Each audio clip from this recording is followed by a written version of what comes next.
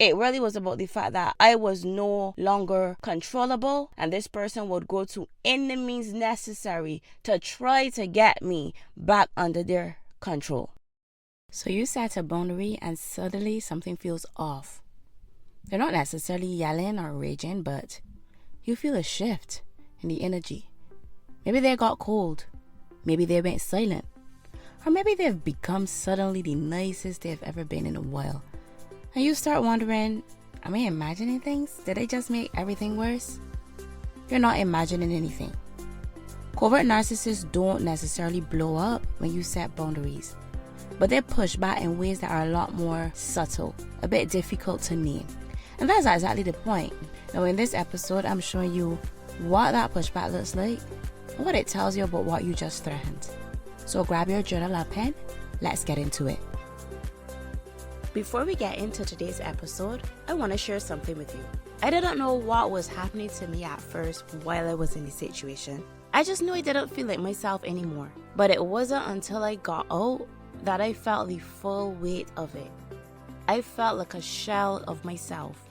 I used to be confident, driven, full of dreams and direction.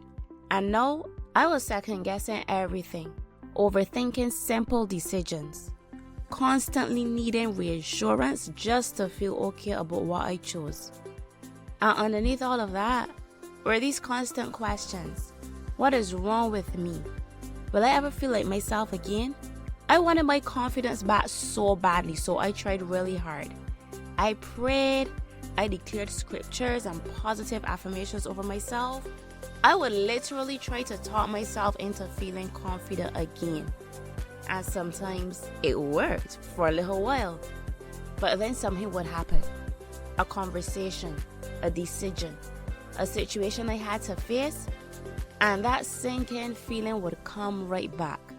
Questioning myself, doubting what I had just said, what I had just decided, feeling unsure all over again. And that's the part that really got to me, because it felt like I was doing everything I was supposed to do, but still ending up in the same cycle. Like nothing was actually changing. And if that's where you are, I want to invite you to something I'm hosting. It's a free live workshop called Restore Your Confidence After Narcissistic Abuse.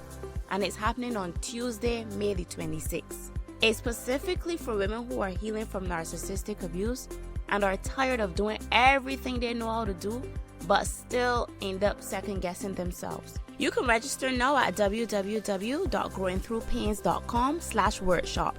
That's www.growingthroughpains.com/workshop. And I'll also link it in the show notes below. Do you want to heal from narcissistic abuse, but you struggle with self-doubt and second-guessing everything? If so, you're in the right place. I'm Takia, mom, coach, and your survivor friend. Here we mix faith, real talk, and practical tools to restore confidence and self-worth. So if you're ready to rebuild your confidence and finally feel at peace, take a deep breath. Exhale now. Let's heal for real. Welcome back again to the Boundaries series. This is the final episode of the series, and I just want to close up with something important. Not that everything else before was not, right? Now, over the last several weeks, I talked a lot about what boundaries are, the importance of boundaries, especially when healing from narcissistic abuse. I talked about the biblical basis, the myths about boundaries. And in the last episode, I spoke about the 3 guilt tactics that narcissists will try to use when you set boundaries: playing the victim, blame shifting, spiritual manipulation. And now in this final episode, I'm going to be talking about what happens when those guilt tactics don't work like they were supposed to work, when you hold your boundary anyway. Because covert narcissists don't just stop, they escalate. And you need to know what their pushback looks like to just see it in its true light. And it's going to tell you why they hit your boundaries so much and what it is doing to them. Now, before I even had language for what I had experienced, I was still in the house and there was something that really stuck with me. It was just one day out of the blue, I was told, "You don't think I want to control you? I want to control you, but I can't." And I just thought that it was so strange. Like, why would you want to control me? That's just so weird. Now, by and by, when the whole court stuff came into play, we were in a conference call and he said it out loud to the professional that we were with. Things need to be in place. So if she doesn't obey, she will be punished. Obey, punished. Like, those words were not new. I had heard them so many times. I'll be threatened with punishment if I don't do X, Y, or Z. But what really shocked me, I guess, in a sense, was that here he was on this conference call with a stranger saying that out loud. And I think it really settled into me then. This person is really desperate to control me. So by the time we were sitting in co-parenting sessions, I fully knew who I was dealing with. Well, to some extent. I don't know, some things still surprise me. But anyway, I had a pretty good idea of what I was dealing with. I had boundaries in place and I was not moving them for a boy. So I remember one day just sitting, listening to him complain to the counselor about me, and not responding to his messages, just twisting stories, typical, playing like, "Oh, I want to be reasonable, I want us to work together, but she this and she that," trying to make me look difficult. And honestly, at one point, I just had enough of the foolishness and I spoke up and I was like, "Listen, the person that you knew, she's dead, and you don't resurrect the dead." In other words, see them stupid games? They don't work on me anymore. I see right through you. Are you not getting from me what you were accustomed getting from before? No, sitting there, to me, it was so obvious. None of this, everything that was happening, it was not about our daughter. It was not about communication. It was not about wanting to work together. It really was about the fact that I was no longer controllable, and this person would go to any means necessary to try to get me back under their control. When you're dealing with healthy people, they don't panic or, freak out when you set a boundary. They adjust. They respect the boundaries. Okay, you need space? Cool, no problem. That doesn't work for you? All right, let me know what does. Covert narcissists can't do that. Because a boundary doesn't just limit their behavior. It exposes something that they cannot face. Your boundaries tell them, "Listen, you're not the center of my world. You do not control me. I exist separately from you. Your needs are not more important than mine. And I'm not afraid of you anymore." Your boundary exposes them. And for some person whose entire identity is pretty much built on control and access to you, that is unbearable. So they don't just dislike your boundary, they panic. But unlike overt narcissists who may explode, covert narcissists have a quieter way of pushing back, more passively, in ways that, kind of make you think you're going crazy. But the way that they react, when you pay attention, it will show you exactly what you just threatened. So when they lose control, there are different reactions that could happen, not necessarily all at once. And what I'm going to talk about in this episode may not be in a particular order. I'm just giving you some things to watch out for. So the first reaction is passive anger. They get cold, irritated. They withdraw warmth, but they're still in the space with you. They don't yell, but you feel like something's just not right. You may get cutting comments disguised as jokes. "Oh, well, I guess I can't do anything right. It must be so nice to have everything figured out and be perfect." You get heavy sighs. The look. One word answers with a tone. Oh my goodness. A tone. Like this tone of utter disgust. Like your very existence just irritates me. Where are you even breathing? Like that type of tone that says everything. The interactions feel tense and every response feels like a punishment. And if you ask them what's wrong, they will say nothing. I'm fine. But you can feel it. And you're there walking on eggshells trying to figure out what you did. This is the passive anger. They're still engaging to some extent, but punishing you through how they engage. And if you call it, oh, I'm not angry, you're just too sensitive, you're overthinking. And let me tell you what got threatened. Their authority. Their expectation that you will always comply with them without question. Now, sometimes they don't just get cold, they disappear completely. And that's the second reaction, the silent treatment. They won't speak. They shut down. And this one is so easy to deny because if you tell them about it, they will say things like, oh, I'm just thinking. I just need some space. And they will make it seem like you're overreacting. No, but their silence is not about processing anything. It is backhanded punishment. They're trying to make you so uncomfortable that you will end up chasing them, apologizing, dropping your boundary just to get them to talk to you again. But what was really threatened is their access to your reactions and your explanations. See, they always bank on you and your attempts to try to fix things because you've probably always been a fixer. You just want things to be okay. You want things to work. So when they cannot control your behavior, they then try to control whether you feel safe in the environment. Now, sometimes the passive anger or the silence, they don't work when you continue to maintain your boundaries. So they could go to the other extreme of love bombing.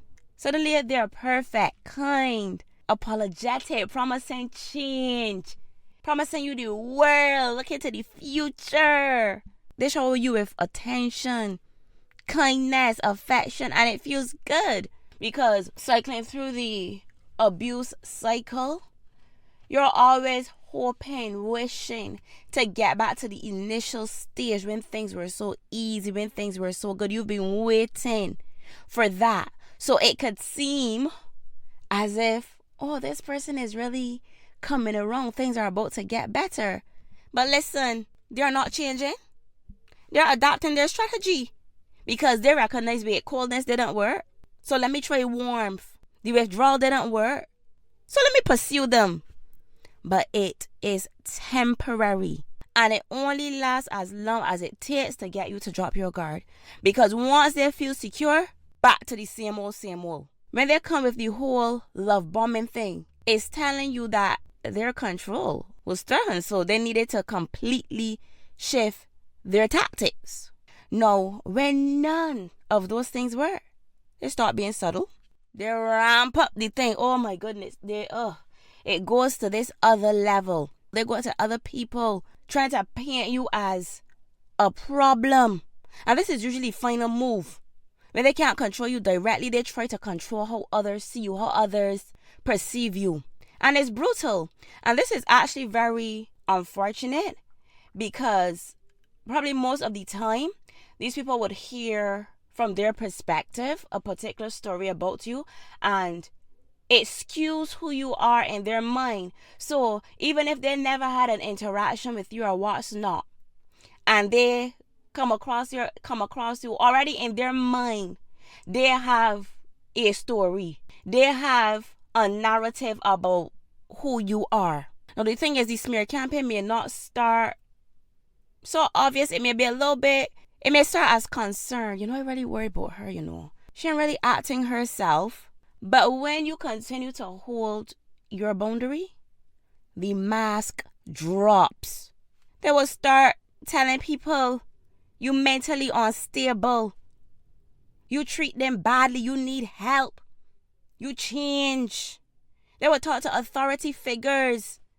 Oh, she's so vindictive. They will tell anybody that will listen. If you have children, oh, she don't want me to see the children. She using them as weapons. She won't let me be a good mother. She won't let me be a father. Stuff like that. They will perform for counselors or mediators. Oh, I want things to work. We should be able to cooperate. But she don't work with me. She doesn't answer me. She won't communicate. I try everything. I even send people to talk to her and she shut them down. So they twist everything to try to make you sound controlling, unstable, cold, and cruel.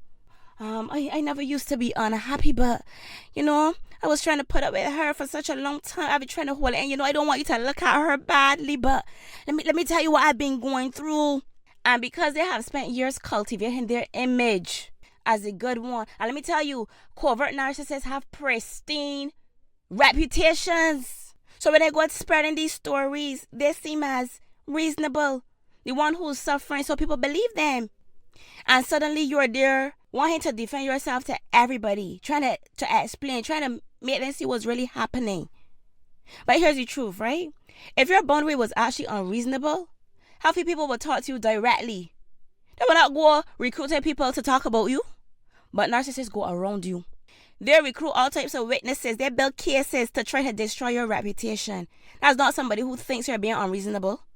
That's somebody who has lost control and will burn down everything to try to get it back. And what got threatened? Everything. They lost direct control, so now they're trying to isolate you and press you back into compliance through social pressure. Now, when a narcissist pushes back this hard, it is not proof that your boundary was too much or even wrong, but it is proof that you are no longer playing the role that they assigned to you. The version of you who over-explained, apologized for everything, kept the peace by abandoning yourself. And they are panicking because they cannot control the version of you who protects herself. You're not being controlled by the fear anymore. You're not trying to manage their emotions, or you're not trying to shrink to make them comfortable. You're becoming your own person again, and they cannot handle it. Again, not because you're doing something wrong, but because you're doing something that they cannot control. And every time that you hold your boundary, you're proving to yourself, I don't need their approval. And that is healing. So to wrap this all in a bow, their reaction is not proof of your boundaries being wrong or unreasonable. It's proof that you are threatening their control. I want you to always remember this. For a narcissist, control is the name of the game. And their pushback proves that you are no longer controllable. Now, if you've been listening to this entire series and you're like, I know I need to set the boundaries, I've been trying, but somehow you still are grappling with the guilt and wondering if you're doing the right thing, I want you to hear this. That back and forth, that doubt that you're feeling, that is not random. And it's not because you're doing boundaries wrong. There's a reason why your confidence in setting and maintaining boundaries feels a little bit shaky right now. And I'm going to be going deeper into this in my free workshop, Restore Your Confidence After Narcissistic Abuse, on Tuesday, May 26th. So register now at www.growingthroughpains.com/workshop. That is www.growingthroughpains.com/workshop. I'm also going to link below in the show notes. Hey friends, I hope today's episode taught you something or gave you a boost. If it did, would you take a couple seconds and share it with someone who's ready to heal from narcissistic abuse? And while you're at it, would you please leave me a quick review on Apple Podcasts? It really thrills me to know that other women are being helped. Now go ahead, stretch or grab that snack. I'll see you in our next episode.